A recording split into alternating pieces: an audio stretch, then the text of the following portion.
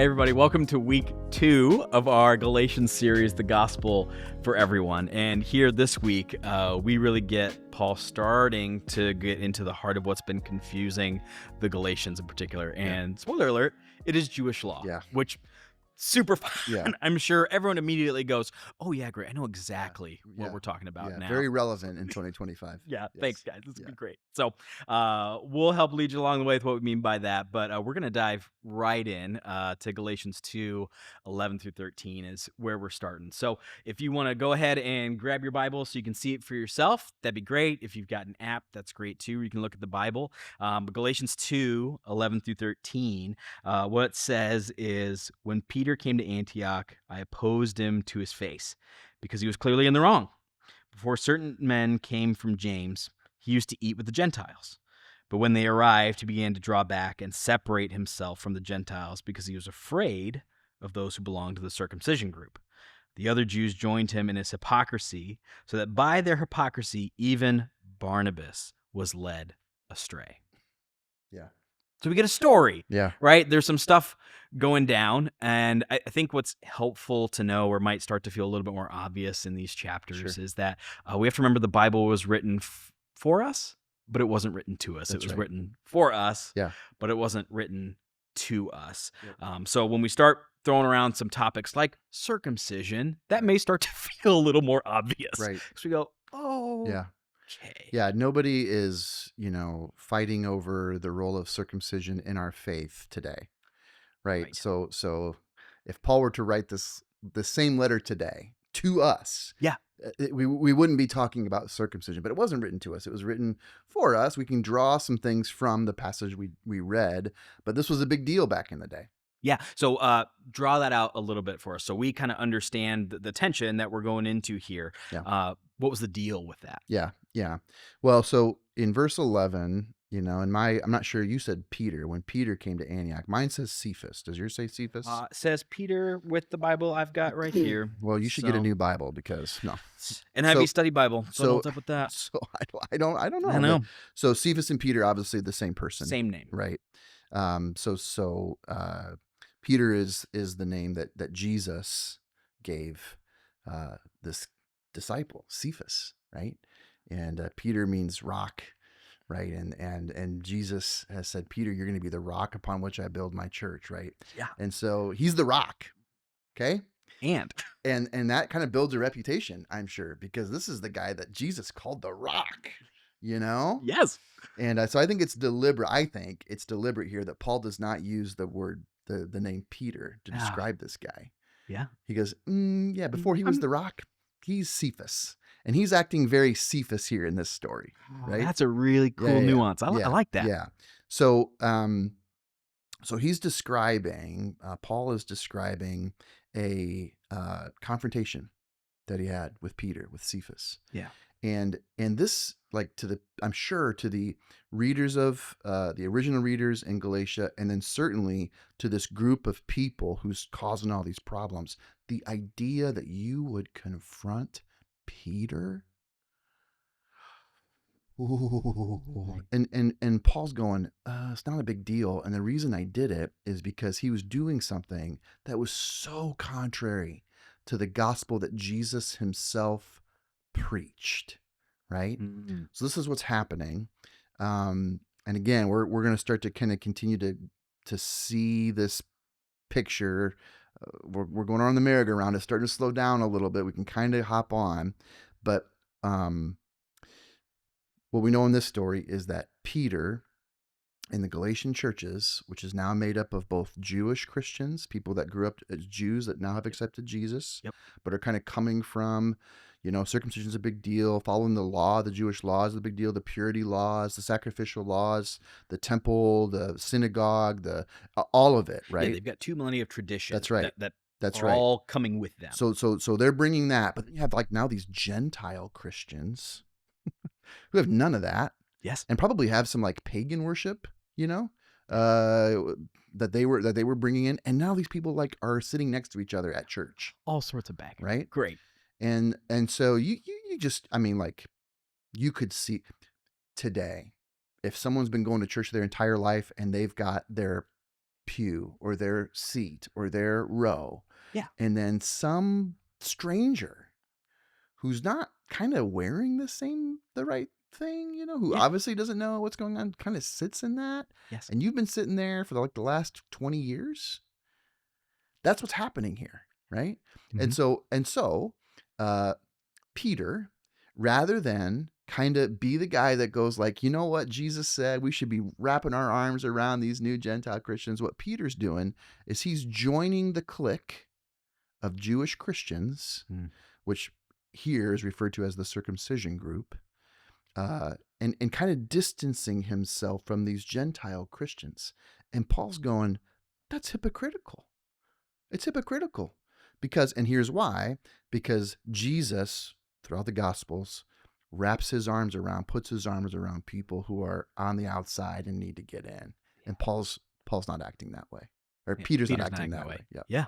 Yeah. And even bigger tension or hypocrisy because it says that like he was living a certain way, and then this group like Yeah. shows up, right? Like they start to make some noise. He's like, oh, okay, well, I Yeah. guess I'll kind of Yeah. pivot this Yeah. way, Peter right? didn't have any problem until he started earning the ire of these Jewish Yeah, Christians. trying to avoid some suffering, in one sense. Which is a huge test for a lot of us, right? Like Yeah. some of us don't struggle with people pleasing, and some of us do. Yeah. And so, especially when you're faced with resistance from people you respect Yeah. or people that you really, you kind of want to win the approval of, people whose Yes. opinion does matter, Yeah. it'll test your mettle. Like it'll test your faith. Hey, will you continue down this path even if they go like, I don't like Yeah. that. I will see less of you. I will think less of you. Yeah. Will you go down that path or not? Yeah. And Paul was like, yeah, it's not even a big deal. Peter was like, Yeah, I that's a don't tough know. one for me. Yeah. Yeah. Yeah. It's got him caught up in that. Yeah. And there's this idea of like, hey, the messaging that this circumcision group is like, that's probably pretty popular, pretty convincing. Yeah. You would look at that and go like, oh, that makes a lot of sense. Yeah. Right. I mean, this aligns pretty easily with Yeah. my preconceived ideas Yeah. here. Yeah. Can you talk a little bit about that? Yeah. So I mean, again, circumcision. Like, what are we talking about circumcision? Right? Like, Yeah. That's so weird. Well, this was for Jewish people, again, for millennia, a sign that you were in, and so way back in Genesis, and then throughout the Jewish law, which is the Torah, the first 5 books of their Bible and ours, the sign that you were in a covenant relationship with God was circumcision. Jesus was circumcised on the 8th day of a young boy's life. Your parents would take you to the temple or the synagogue or the whatever, the tabernacle, and a priest would perform circumcision. And really, here's what this meant. It meant that first it set you apart from everybody else around because people didn't practice it. So you were set apart. But then in a covenant relationship with God, it was like, I'm going to follow this law and I'm going to follow all of God's laws. Mm.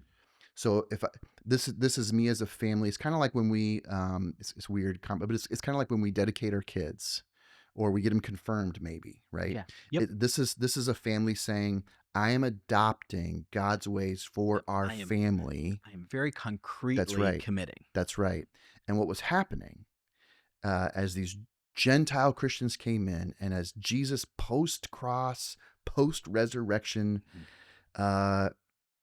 circumcision wasn't the sign anymore. Yeah.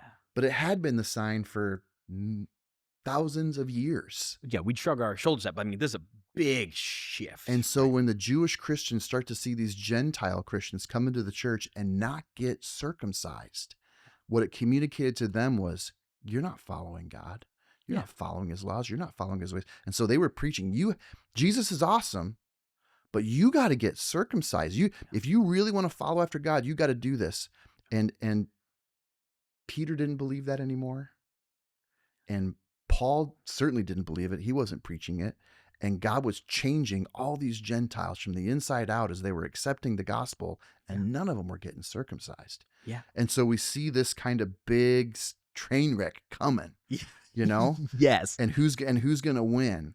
And Peter finds himself believing something, but but then publicly kind of going back on what he believes. And Paul Yes. was not about to let that happen, because if these Gentile Christians watched Peter, instead of standing up for them, Mhm. go to the other side, Yeah.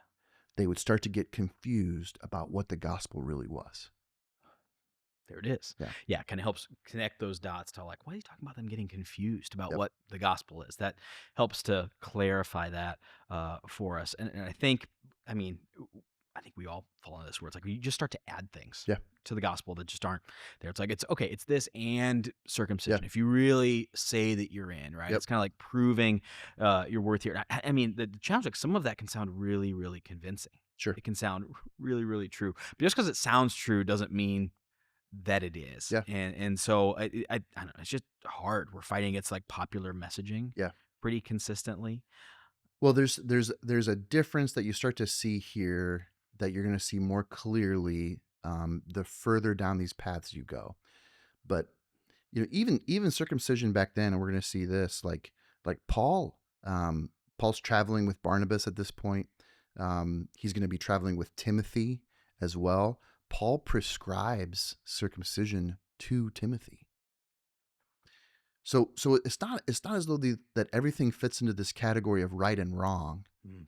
Yeah. It has a little bit more to do with why are you doing what you're doing, and then what place do some of these prescriptions um, uh, sit in your understanding of what it means to be in a relationship with God. Okay, so like let's unpack. Let's disconnect from circumcision just for a second, and let's think about it today.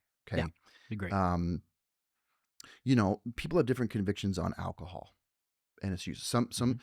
We would say, drunkenness, sin, pretty clear. Yeah. Some people prefer to use it. Some people prefer not to use it. Mhm. Does it matter in terms of your relationship with God what your conviction is on that? No. Just follow your conviction and be Yeah. respectful of one another as they follow theirs. But Right. if you go to a church and maybe the culture of the church is like permissible and you're not, or the culture of the church is not permissible and you are, Mhm. you can start to kind of get messed up in your thinking, Yeah, there's a risk of where we go with that. because if I don't follow what everybody else's conviction is, maybe I'm not in the right, relationship with God. And that's what Paul is trying to say. No, Mhm. no. And he's Yes. he's going to deal with the same thing. But what he was trying to protect was, it wasn't circumcision that was a problem in and of itself. It was the fact that you think circumcision has some kind of bearing on your relationship and your standing with God. And he's like, no, no, it does not. And he couldn't allow it. He's not against the practice of circumcision. He's against practice of circumcision that in some way changes our relationship with Yeah. God. Yeah, let's put these things in the proper category, in the right area in our So relationship. that's really Yeah, yeah. important for us to kind of, Yes. like, anybody that tells you about an area of personal holiness or conviction, alcohol or what we watch or where we go or who we associate with. There's all kinds of wisdom in all of that, Mhm. but you got to put that in a separate category than what God has done for you to bring you in right relationship with Him. They're not the Yeah, same. say that again. Don't make me do that. Uh, Well, I did. you So, there, there's two categories. There's what God has done and only God can do in Jesus to bring us in right relationship with Him, that Paul is trying to protect and get clear yeah. on. And then there's everything else. There's matters of conviction that they're not unimportant. They just don't have relevance for your standing with God. They just don't. They just don't. Yeah. Thanks, man. Um, so practically, what's the risk for us when we start adding to this gospel of grace that Jesus offers, or we kind of start pandering? Might be a better way to say that, to whatever the people pleasing is, or whatever the convictions of the group are. What happens to us when we get caught in that area?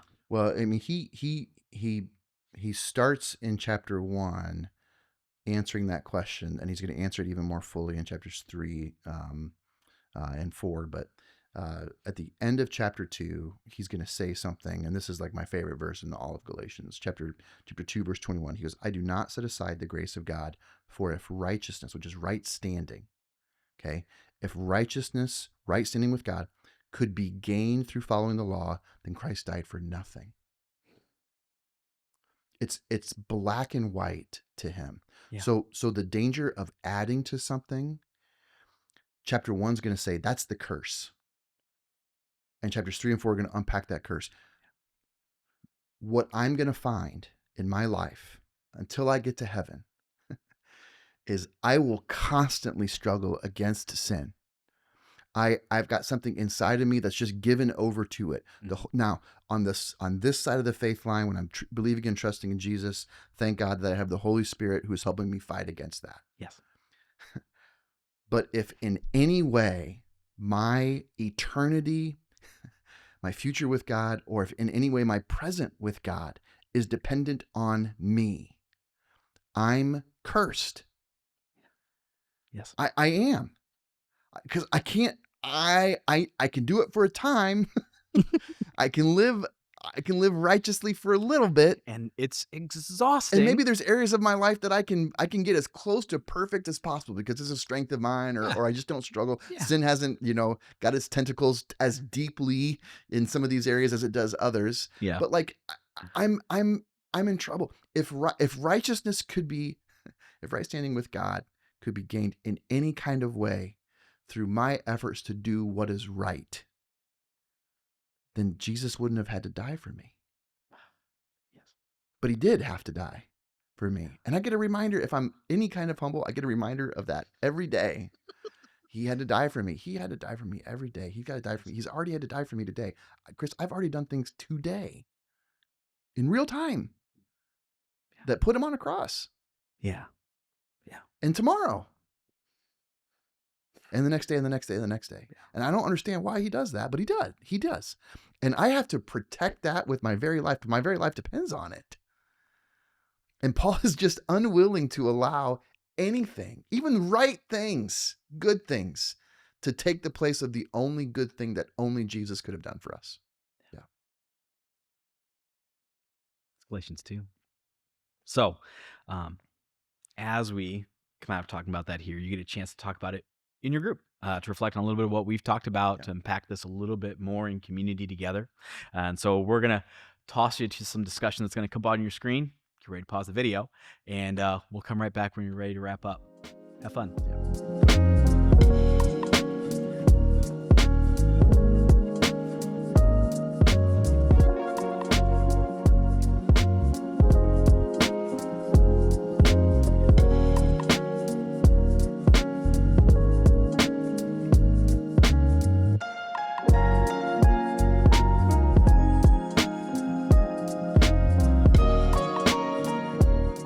One of the stories that I will I'll share in my book, and I've seen this so often that, and every time I see it, it frustrates me to no end. But as you work through the really freeing and transformative truths of just going like, boy, this doesn't depend on me. It just depends on Jesus, and we're going to unpack, faith and grace and justification. But you get this idea, and you taste this freedom and the peace that comes from it. It's awesome. But one of the things that's super frustrating to me, and I see this, especially in adults who like come to faith, is they'll come to faith after living maybe 180 degrees different than where Jesus wants them to go. But then Jesus finds them, and they trust him, and they start changing from the inside out. And there's all these blessings from obedience. A lot of times what I'll see very soon after that is they will get kind of sucked into the Christian matrix. And again, this is my age showing, because the Matrix movie is 25, 30 years old, I think, something like that. Yeah. But it's just this idea of like, you just get wrapped up in Christian friendships and Christian music and Christian retreats and Christian books and Christians, layer after layer after layer. And no longer are you around the people that you grew up with. No longer are you in relationship with the people who are still lost, who probably need you and what God has given you the most. And you stop associating with everybody that you used to be around. And the grace that was given to you is not shared, and it just becomes an entitlement that you share with other people who have already received it. And I think that's one thing that chapter 2 really cautions us against. We've got this gravity to just kind of go towards the people who approve us when we're following Jesus. The people who approve us are other Jesus followers.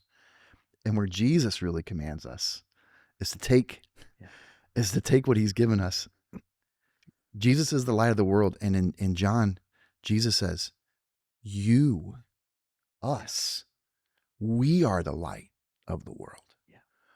And again, I think that's one of the appropriate challenges from chapter 2 that we probably need to wrestle with as we go through this week. Yeah.